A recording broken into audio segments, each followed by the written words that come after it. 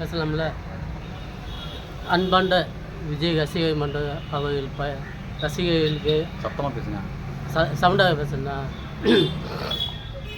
அன்பான விஜய் ரசிகர் மன்ற ரசிகர்களுக்கு ஒரு முக்கியமான ஒரு கருத்துக்களை நான் சொல்ல விரும்புகிறேன். அதை அனைவரும் கேட்டு சரியான ஒரு பதிலை சொல்லுவேன் அப்படின்னு வேண்டி விரும்பி கேட்டுக்கொள்ளுவேன். நான் ஆரம்பத்துலேருந்து அதிமுகவுக்கு தான் ஓட்டு போடுவேன். இப்போ அதுக்கு முன்னாடி விஜயகாந்த் வந்ததுக்கு அப்புறம் விஜயகாந்துக்கு ஓட்டு போடலான்னு நினச்சேன். அவர் இல்லை. அதுக்கு அப்புறம் விஜய் வந்திருக்கா. அப்படி விஜய்க்கு எங்கள் குடும்பம் பூராமே ஓட்டு போட ரெடியாக இருக்குது. அதே மாதிரி எனக்கு சேர்ந்தவங்கள எல்லாத்துக்கும் ஓட்டு போட சொல்ல முடியும், போடுவாங்க. ஆனால் இப்போ கரூர் மாவட்டத்தை சும்மா பேசிக்கிட்டு இருக்காங்க. இது அரசாங்கத்தில் சும்மா கரூர் மாவட்டத்தில் பேசிக்கிட்டு இருக்காங்க. இப்போ சும்மா ஒரு 5-6 நாளைக்கு முன்னாடி திருவண்ணாமலை தீபம் ஏற்றுனாங்க.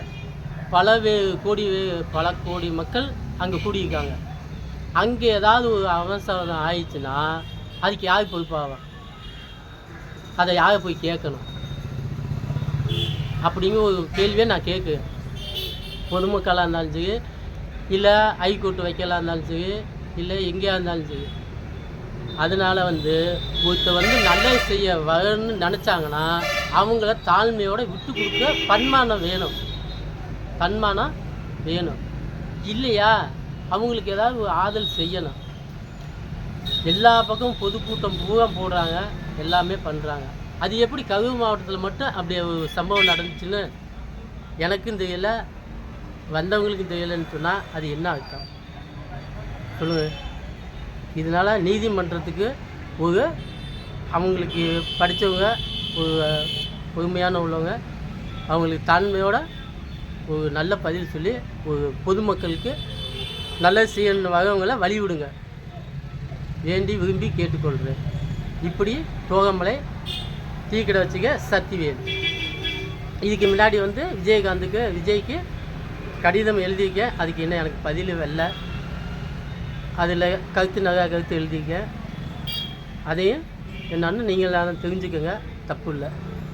வேண்டி விரும்பி கேட்டுக்க. எல்லாத்துக்காண்டி தான் பேசுகிறேன், நம்மளுக்காண்டி பேசுகிறேன், பொதுமக்களுக்காண்டி பேசுகிறேன். அனைத்து வீட்டுக்கும் தேவைப்படும். இது நல்ல ஒரு முடிவாக நான் நினச்சி பேசிக்கிட்டு இருக்கேன். இதுக்காண்டி எல்லாருமே ஒரு நன்றி, வணக்கம், ஒரு ஆதரவு கொடுங்க. கண்டிப்பாக நல்லபடியாக நடத்துவாங்க அப்படின்னு நம்பிக்கையோடு இருக்குது.